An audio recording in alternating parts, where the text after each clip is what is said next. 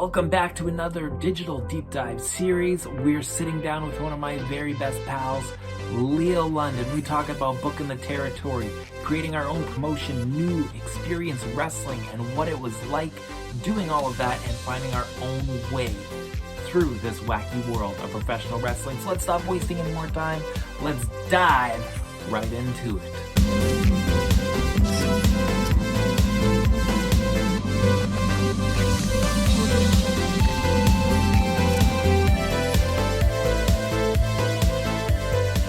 All right, guys, I'm here finally doing a digital deep dive with Leo London, one of my favorite opponents, one of my favorite people behind the scenes, somebody who I've been tied with for a very, very long time throughout the span of our careers. And I'm really excited to sit down and kind of chat and dive into our history and get to show you guys, hopefully, a different side of him and a different story of us that you haven't heard before. So, Leo, first of all, it's been long. It's been rough, this pandemic. We've wrestled one. You've done a couple more shows than me even.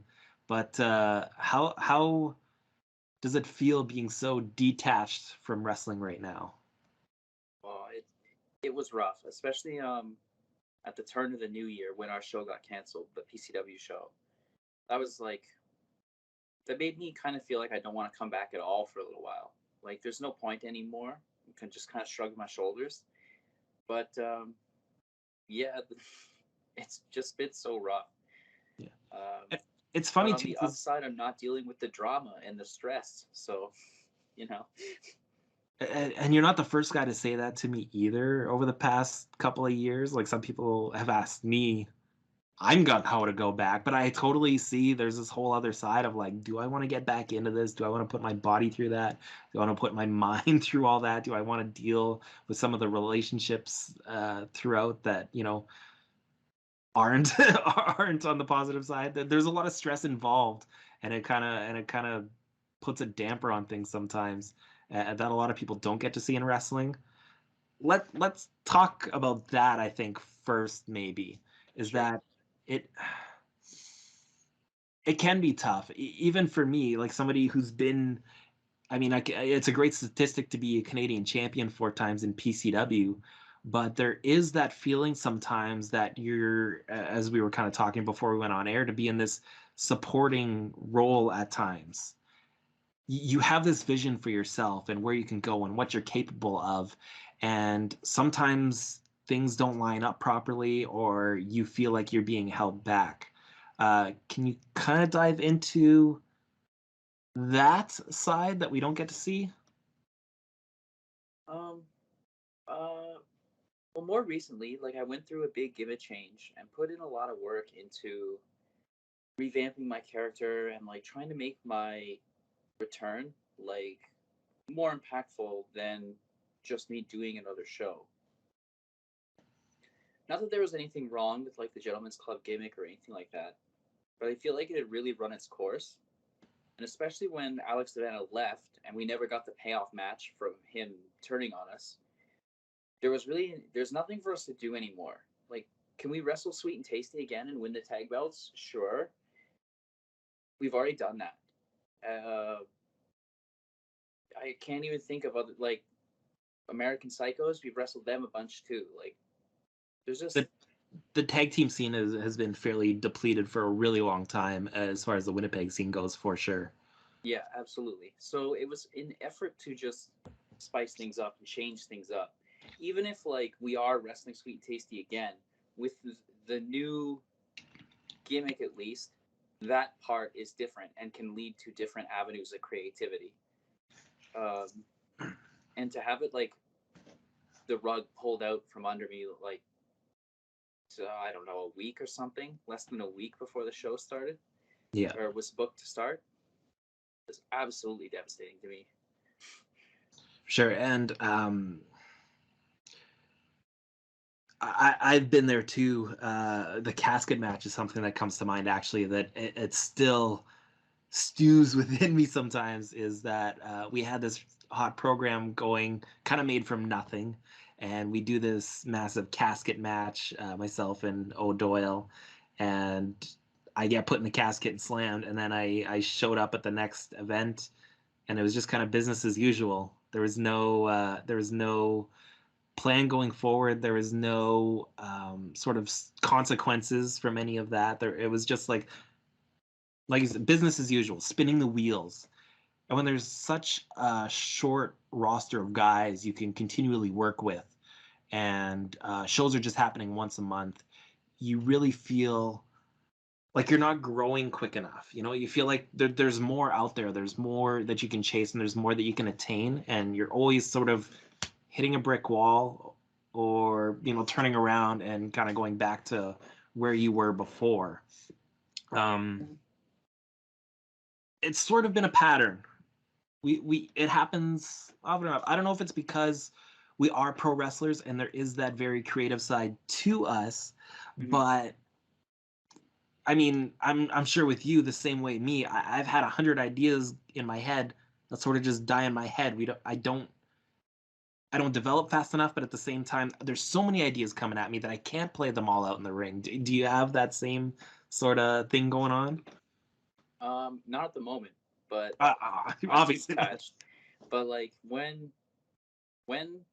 the juices are flowing and I'm really passionate about it, I get really excited for my matches, and ideas come flooding to me, and it's almost difficult to sort which ones are keepers for the next match, or which ones do I use down the road, which ones do I use right now.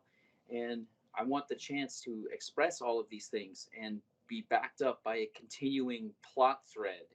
And you're not when you're just match A, and there's nothing wrong with like not having build to your matches all the time, because it's difficult, but when I do have something really meaty to sink my teeth into, like creatively, that's when I am overwhelmed with ideas and stuff like that. And I definitely need to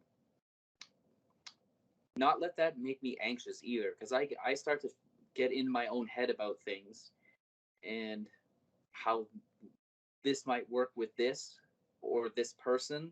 And, you're booking matches way in advance and you get excited for a storyline that you're told is going to happen, and then when it doesn't, you're like, oh. Absolutely. No, I totally feel you. And I remember early days of me and you. You would come to my work and I'd throw on wrestling videos. Uh, and we'd sit and like trade matches to watch of each other's like favorite lists. But we'd also book the territory a lot, me and you, whether it was RCW or NXW. And I specifically want to go to NXW because we talk about not getting to channel some of these ideas and this creativity. But NXW was a promotion that I created to help give us a platform and give us more time to help develop and try some ideas and get some more mic time and really flesh out our characters more. And I think nobody flourished better than you on the entire roster. Like Leo London was NXW in a sense. You were the champion for so long. You had such a great angle with me that we drew out for over a year, I believe. And no matter what town we went to, you had these two smaller guys, well under 200 pounds, being in the main event and getting some really solid reactions, whether it was my hometown or not. People were always there and invested in what we were doing. Uh, there's so much to unfold with NXW, but I want you to share. First, let's share your experience of what it was like working in a different environment like that, where there's so many of us that are similar age, similar mindsets, and similar passion and motivation, and we're all wrestlers, kind of contributing to this. What was that like? It was definitely, it wasn't a totally new experience, because we did pretty much have our company, like, you would consider the RCW where you were put in charge was like the small, the seed that Yeah, turned into what NXW was. So it wasn't a complete shock. What was the hardest adjustment was being put in the situation as being the top guy. That was the hardest adjustment for me, and that put a lot of internal conflict in myself, because my matches are never good in my opinion. I always want to do better and grow and what have you. So now I believe I should be having like main event caliber matches. And what does that mean to each person is absolutely different. Like what I think a main event caliber match is, I'm sure a lot of people would say is really boring. Right. So it was really difficult to adjust at first, but once I did, I really felt like I hit a really strong stride. Especially like some of our matches and my matches with Alex Vanna were really good Absolutely. for the at the time, of course. Yeah. We were very young trying to pull this off, and I think it went off. It went off very well, in my opinion. Yeah, some of those crowds were like rabid. I remember me and my brother constantly getting punched and like swarmed by the kids as we were trying to Right. make our way out. It was very difficult. But I you don't guys were want to knock kids out, but I will knock kids out. but you were so good in your role. How did it help you develop, or did it help you develop at all? Having that extra ring time, you were given mic time, maybe for the first time in your career, like steadily. From my perspective, it really helped you develop. Do you agree with that? Yeah, absolutely. Um, Finding like I always knew the basics of who the character was that I was being told to do. Mhm. And when I'm given the mic and given a lot of creative leeway, it allowed me to take the character I was being told to do and figure out, yes, I'm doing the character I'm being told to do, but figuring out who he is allowed me to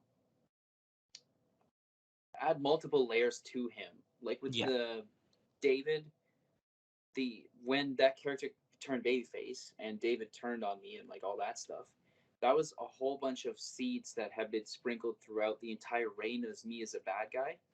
And at first, I wasn't even aware that that's kind of what I was doing or was being sown. But once we saw it, we just kind of latched onto it and sowed the seeds for the turn and all that stuff with David becoming jealous and whatever. Right. It took a good year for that to play out, and when it did, like people bid on it really hard. Absolutely. I was really impressed with how quickly we adjusted. You were the top heel, and then not too long after, here we are, me and you, post ladder match and beating the heck out of each other, show after show. Here we are side by side in the ring, and me kind of patting you on the back, and everybody just really like, okay, yeah, I'm game for this. Like, Leo's awesome. You just had that rapport with the fans. We're like, okay, this guy can back it up in the ring, but like, let's. And they really got behind you. I remember your match specifically with Scott Justice, where the crowd really ate it up. Yeah, I really enjoyed that match with Scott. Um, there was a little kid that Scott had scared or something on the his way to the ring, Right. and during the match, I'm not sure why I did it, but I thought it would be funny if I like put him in a hold and told him to apologize while I was putting pressure on him. And when he did it, I like cranked it harder and like stuff like that. Yeah, And no, then we turned that moment into a point in the match. And after the match, I like brought her in the ring and stuff, and like yeah, you got it, man. Like, yeah, it was that was perfect. really special to me. For sure, for sure. And like, you don't get the chance to play babyface too much. We've seen that change now in PCW finally, but over you've been predominantly a heel. Which do you find more comfortable now that you've had the chance to play them both for It's sustained easier to amount? make people dislike you than it is to make them like you. Right. Um, but once I feel I get out there and get in the entrances are always the hardest thing for me for sure. Yeah. But once I get in the ring, I feel like I'm fine and I can conduct myself in a way. There's still heel habits, like backing away from the heel too much is something Hmm. I still do. Yeah. Still working on it, but generally speaking, I feel like I can tell a really good story as a babyface.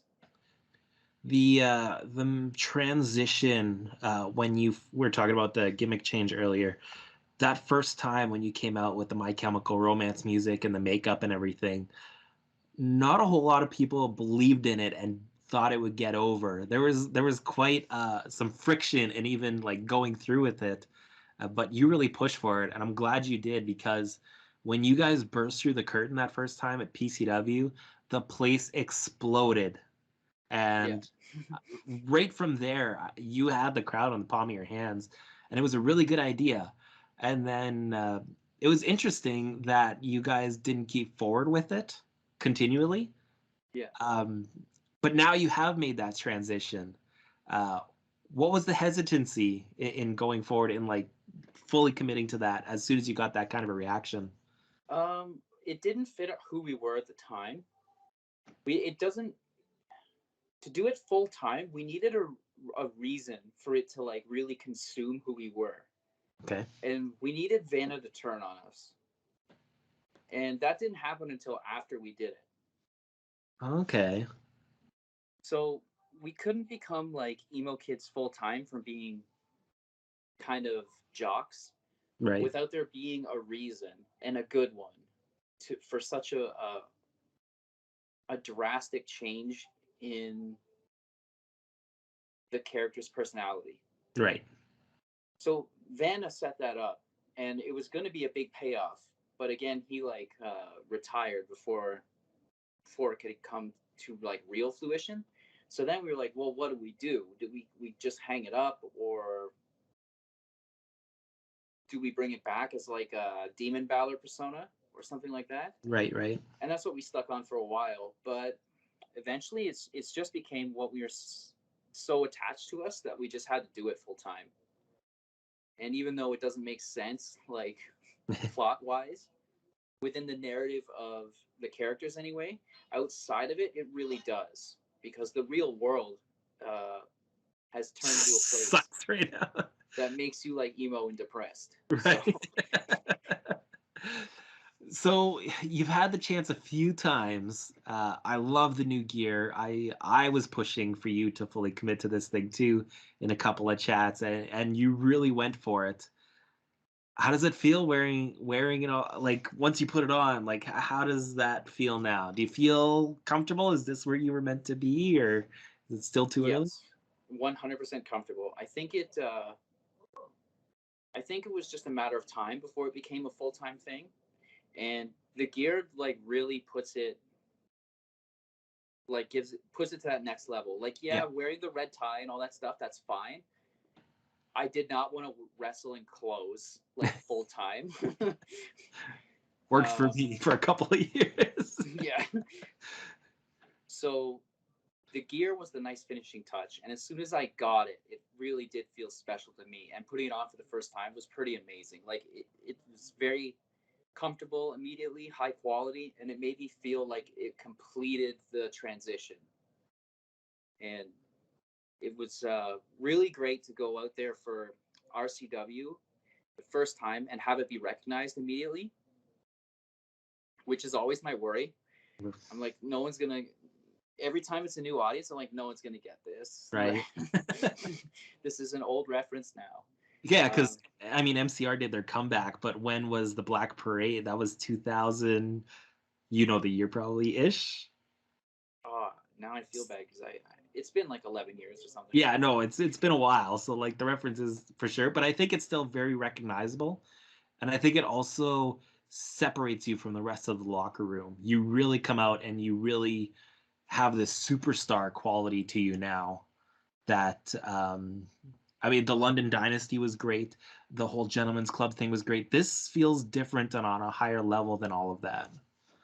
For me anyways, looking at it. Yeah, I think so, and I think not to like blow too much smoke on myself here, Do it. Somebody's got it. but Change the Game was a show I went out to in Edmonton, and I had no knowledge of who these fans were. They didn't know who I was, and the second I went out there, they understood, and I understood them. And throughout the match, he's the Mitch Clark, who was fantastic. He was so good in his role that it made my job like so much easier to be the sympathetic babyface. Right. Um, the fans start singing all of my like singing MCR songs to get behind me instead of like slow clapping, Yeah. and that was incredible. And that just goes to show the difference. Like before, it was definitely be like yes, the Gentlemen's Club gear was still, I would say, professional looking. Yeah. You looked like it looked like wrestling gear, Yeah. but it just looked like another guy's gear. This, while it's similar enough where it's not such a drastic change where it's indigestible for if one person saw me then and saw me now, Right. it's different enough, and the whole thing put together is very visually striking. Yeah. And it immediately gave me that connection with a completely new audience. Absolutely. And I just hope to be able to continue that momentum once we finally are able to start wrestling shows again. For sure. I'm hoping for you too. Like, I'm one of your biggest backers. You've always been different in that you're smaller in stature.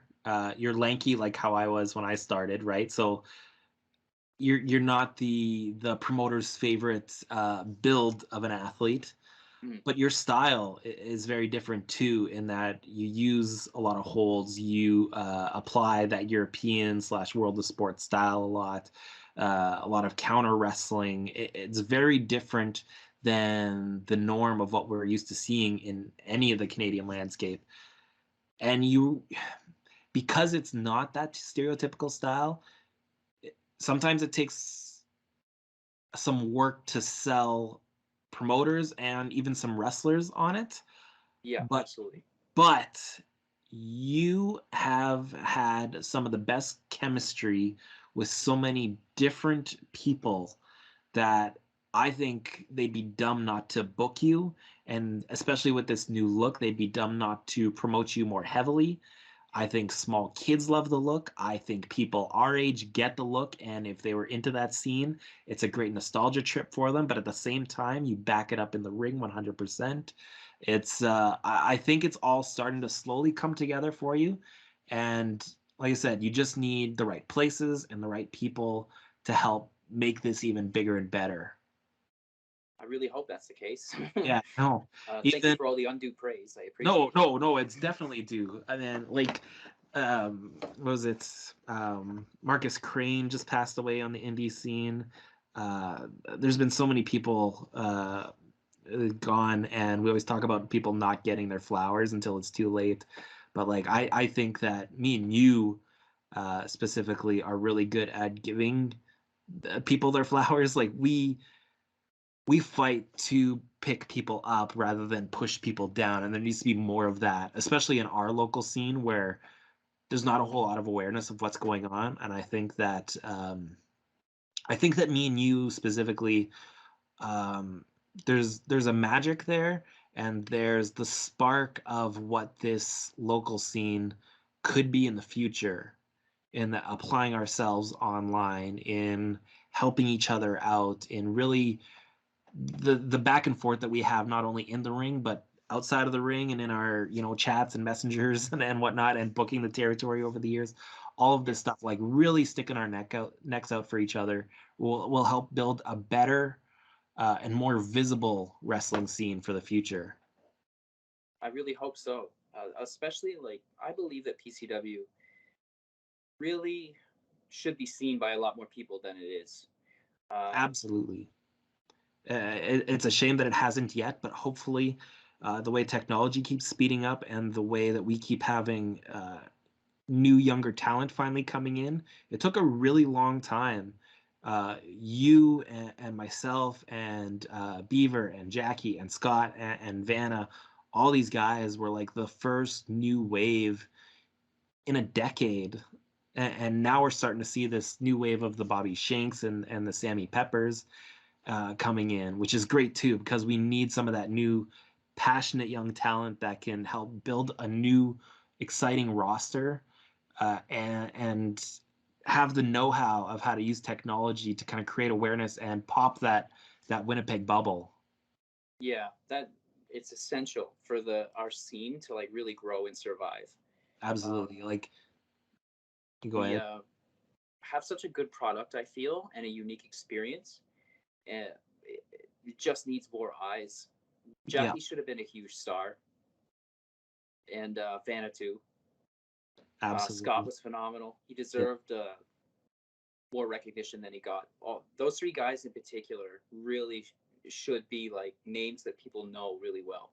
100%. That Lance Storm training, like you could just tell, was a massive difference maker for them when they came over. Um, Absolutely. yeah, it's a shame we don't have more of the NXW shows filmed just to see like where we were back then.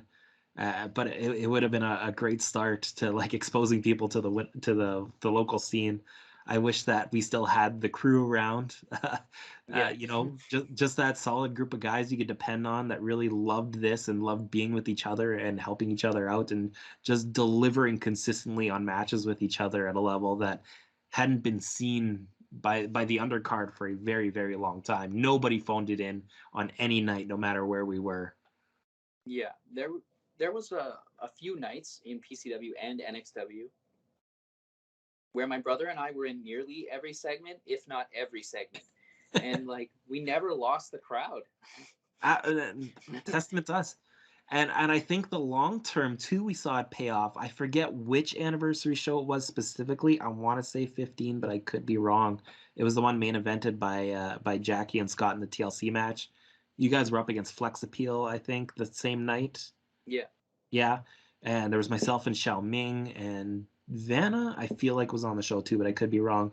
But it was just that was like our time. Like we were in all the big matches, and the venue actually sold out that night. We didn't have Kenny Omega on that show. Yeah. So I think that's a testament to how hard we had worked. We had built this company up where we didn't need a name to draw, and every match that whole night the crowd was on fire. And sometimes it's a late night, it's a bar show, you get too many drinks in you, you can kind of lose the crowd, or the crowd can kind of just slowly slip out. They hung around right till the very end. Yeah, absolutely. I Yeah. remember that show being very special to me. Um, now that you mention it, word had gotten out that I had gotten really hurt, and my neck was like fucked, and Right. I was gonna be. It was questionable as to whether or not I could come out back at all.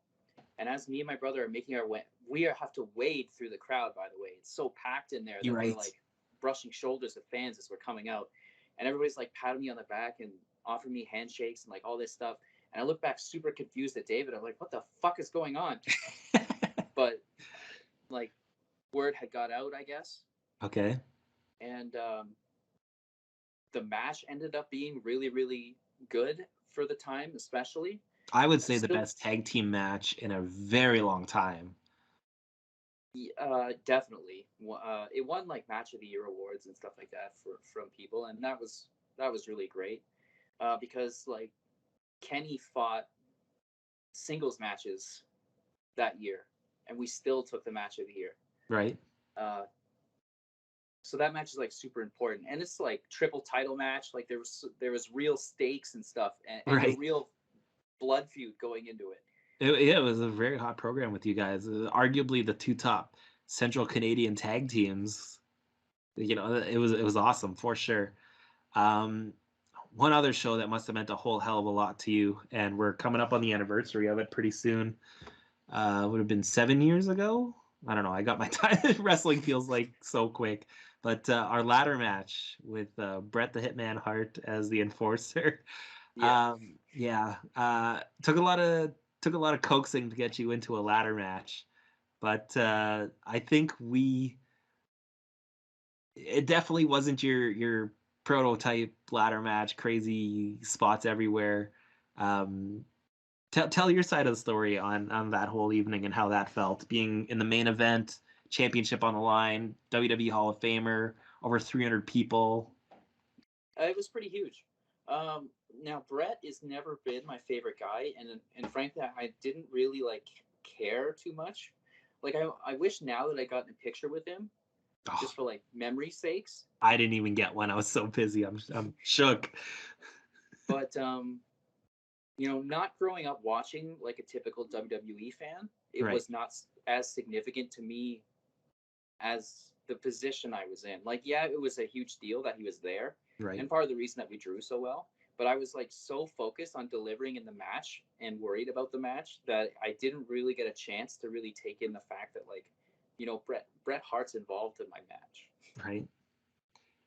So that was an issue, as I kind of like I wasn't dismissive necessarily that he was there, but other people were way more excited about him being there than I was. Like For Brett sure, for Evans sure. was texting me from Regina saying how jealous he was and stuff.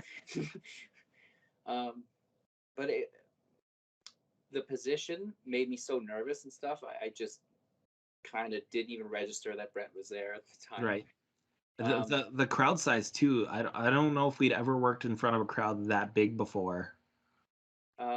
Definitely not in NXW for sure. That was Yeah. definitely the biggest crowd we had. It was packed. Yeah, like I've never seen, and we're talking about a community hall here in a small town, and there's frequent like fundraising events and stuff. I have never seen the hall that packed for anything. It was ridiculous. Yeah, and just going out there and feeling not heat in the sense of me and my brother being disliked, but the heat from all the people, Oh like the yeah, body heat. yeah. I was like, holy crap. And it was a super cold night too. It was like what, -40 or something like that outside Celsius. Then we got the heat. Yeah. um, and that was really great. I remember being really timid about using the ladder at all. I didn't want to. I was very much against it. I You're don't not a like big elements. hardcore guy, whereas I'm throw like do anything, but like I knew where you sat too, so it was a matter of finding that fine balance of okay, what can we do and how can we apply this in a way that the audience will appreciate. Yeah, I think the most hardcore things I did with the ladder was like hold it like it was a person and gave it a suplex onto you. Yes. I pulled your arm through one of the like put you in the corner, put the ladder on top of you, pulled your arm through the ruts, and then like gave you those shoulder wrenches on the ladder arm, and then Right. pulled on it, and like that was it. I refused to do like any stupid bumps. And I remember Brett saying afterwards that he really appreciated that aspect of the match. I was gonna ask you if he had talked to you after. Yeah, was there anything else? He just said like, "Don't get hurt, and you'll be fine." Get some meat on you, of course. But he said like he appreciated that we didn't use the ladder to take the place of a match. It didn't just become a bunch of ridiculous spots connected to each other without reason or anything like that. Right. I had like a game plan going into the match, and then my character tried to execute the game plan to win. And the pieces were there to like make sense for the best I could do at the time. Absolutely. Yeah, it was a very stressful night, but well worth it. It's crazy. Yeah, like being the promoter and the wrestler and in a main event position, there's a lot going on. Like I have to be everywhere at once and kind of put out fires and whatnot. But I felt very confident in the match. I knew that me and you had worked each other often enough where I knew that we would connect no matter what. I knew that I knew your vision and I knew what I had in mind as well. Um, and I had the chance too to step aside with Brett after, and he kind of said the same thing. He was really impressed with the ladder match, and I told him actually, and this is kind of my psychology being applied to it, was I kind of stole the framework from his and Owen's cage match that they had. The way they were climbing the cage so fast, or trying to jump out the door so fast. We applied that to climbing the ladder, and I think that made for such a different kind of race, and it made it feel more real rather than that, the dramatic, slow, every single rung is the hardest thing to do. And there were a couple other moments as well that were kind of callbacks to that. So when I told Brett that, the smile on that guy's face, who's made it kind of his life's work now to keep his brother's legacy alive, that was the highlight of the night for me. But it was a phenomenal match. I'm not going to dismiss the match at all. It was really good, and for the I think like the 10-second clip that's out there of that match. You were amazing for being in place for all my stuff. Like you knew your role so well and you helped out so much when I had a million other things going on in my brain. I was able to just show up and be ready, and I knew that you'd be there for me no matter what we were gonna do in the match. So yeah, Uh, like I try. yeah, no, uh, our chemistry, like I said, we come from totally different spectrums of wrestling, right? Like you were more into Misawa, the Japanese, ROH. certain guys, especially within ROH and that world of sports style. I just grew up straight on the Hulkamania era wrestling and the Attitude Era, and even the way we approach wrestling is completely different. But yet Yeah. somehow we managed to have this amazing chemistry where we were paired off day one. Almost. I remember I just finished my match with the Honky Tonk Man, and the idea was like, okay, we're gonna turn Jay into a babyface and just have him run some solid matches. And one of the first guys I was thrown in there was you. And then Canadian title, we're on the road. Let's have a Jay Walker Leo London match. And still, that Swan River match is still one of my favorites. Like psychology wise, the moves, the crowd was super into it. A very, very solid performance from the both of us. All our NXW performances, we finally came back and did another one when I regained the PCW Canadian Championship. Um, I love being in the ring with you. Like there's just this. It's hard to find guys with that kind of chemistry, and it just always seems to work for us. Yeah, it's always easy. It's never it never feels like a chore or super stressful. Like I always get stressed before matches regardless. Yeah, But absolutely. I don't get overwhelmed with anxiety like I do in a lot of my matches, especially with people I've never wrestled before. I get really super anxious. But I'm definitely much more calm when it's us paired together. It feels natural. Yeah, and there's just a trust level there. If not that it's happened yet, but like if we ever get lost, we could just like go back in the Rolodex of our history and pull things out, or just kind of know what's coming next. Yeah, You for don't sure. you don't get that with everybody. I mean, I don't know when we're gonna get back in the ring. Things are very uncertain right now. Yeah. But is there anything else? Anything else on your mind that you want to cover before we go here? No, I think that's pretty. That like I don't talk about NXW and stuff like RCW, that fiasco, like very much at all. So it was nice to like reminisce about a time that you really had to be there to even know that it happened. Absolutely. I just somebody messaged me the other day actually saying that they have the entire video of the whole first show still from RCW Awakening, Yeah. and I'm bugging him to upload it. So maybe we'll get some hands on that still and some eyeballs on it. That'd be interesting to look back and see where we went our first time trying to book a promotion in Winnipeg. I But yeah, remember. Sorry. no, go ahead. I remember somebody like there used to be these forums that everybody would use to Yeah, bury each other. yeah. And somebody crapped on that show. The only match they put over was me versus Beaver, and I was like, Really? I accept that. You'll take it and run. Yeah. That was the scene back then though, was like everyone was just so preoccupied with burying one another and trashing one another and poking at everyone's little flaws.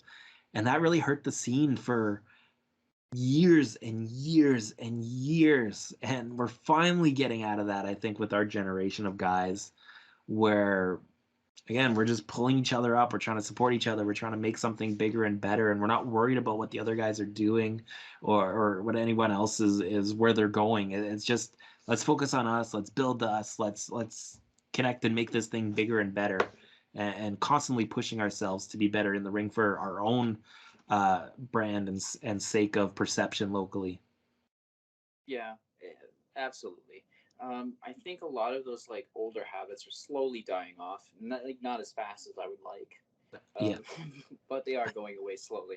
And I think once we reach a new, more enlightened era, it'll be a lot easier on everybody, like stress levels and emotionally than it is right now. And absolutely. especially once we're out of this goddamn pandemic. It's been so long. How was it? We got to wrestle. Was it the night before Halloween? How was it just like being in a PCW locker room again for the first time in a year and a half? It was what it was. It Yeah. didn't feel. I guess It, half the crew wasn't there, and you were kind of paired off with, I don't want to say it, but non PCW talent. yeah, like definitely not. I would say the core guys in PCW for sure, but a group of like very good guys. Like I liked all three of them. Yeah. All three of the guys in the match. Sam Peppers, Cheeks, and I cannot remember the other guy in Red Hot Summer's name. Unfortunately, I didn't meet him long enough to, but it was funny. Like I was so excited. I did the match, and after the match, people were talking and stuff. And then I was on my way out the door, and I was like, man, like I didn't sit down with Leo at all. Like I was so busy at the merch table and stuff too, and stuff. I was just like, man, like that was the chance, and that's what happens though on show days. You just get so wrapped up, and we're so tunnel visioned on our performances and stuff, and then you just get tied up. Somebody pulls you off for one convo, and a 5-minute little question turns into a 35-minute life retrospective or something, you know. yeah. Like, it's always how it goes down in the locker room. But I think that that's a testament to how tight we are as a group. Like we can just pair off with one person and just get lost for an hour, you know, just chatting and catching up and sharing our perspectives on things. Yeah, and just like generally catching up on where we are in life and things like that. Yeah. Like, one of the hardest parts about being a wrestler is that so many of your friends get tied to wrestling. You don't really see them very much outside of show days. Like it's very difficult for me to see Bevan or Vanna or Strife in Edmonton. Like it's very difficult because I only get to see them on show days, and then on show days I have so much other things I have to do. I don't get to devote enough of my time to like really helping those friendships flourish. Nope. I totally hear you on that. Yeah, there's just never enough time in a day to get all of that done efficiently. Yeah, for sure. So I hope that I can travel more once all this is over and see all those people and see all like new audiences and stuff and get all those opportunities that the pandemic has taken away from me. Absolutely. Yeah, I really hope that I can recover from all of this. I think you will. I think that you're on another you're on another level compared to most guys. I think things are starting to click. Not that they weren't before, but like I said, just that next level. I think there's something on the horizon for you, and I'm hoping that we see that pay off wherever that is going to be. I'm really excited to see this new take on the character and everything and how it blossoms because I like if I was still promoting regularly, like, phew, like to the moon, man. Like we're gonna strap the rocket and see where this thing takes us. Hopefully it's sooner than later. I'm anticipating spring looking a little better, but this thing is so unpredictable too at the same time. But I am excited to get back with you in person and the rest of the guys and just get back to wrestling. I miss it a ton, and I miss you and the rest of the guys a ton. And it's been way too long, but it's something to look forward to still through all of this. Yeah, absolutely. And I can't wait for that too, my friend. Yeah. All right. Well, I think we're going to wrap it up here. I'll drop all the socials for you. Follow Leo London on Twitter. I'm sure everybody watching this is, but if not, please go out and do so. He's on Instagram. He's got a YouTube channel. Like I said, I'm going to drop it all in the description for you guys so you can check him out wherever and whenever. He's staying busy as much as you can when you're locked up in your house for 8 months out of the year here in Manitoba with our strict COVID restrictions. But better safe than sorry. And until next time, I really appreciate you coming in here, Leo. This has been a long time coming. No. Thank you for having me. I really appreciate you taking the time to give me a platform. No, definitely. We'll be doing more of this too in the future, of course. So until next time.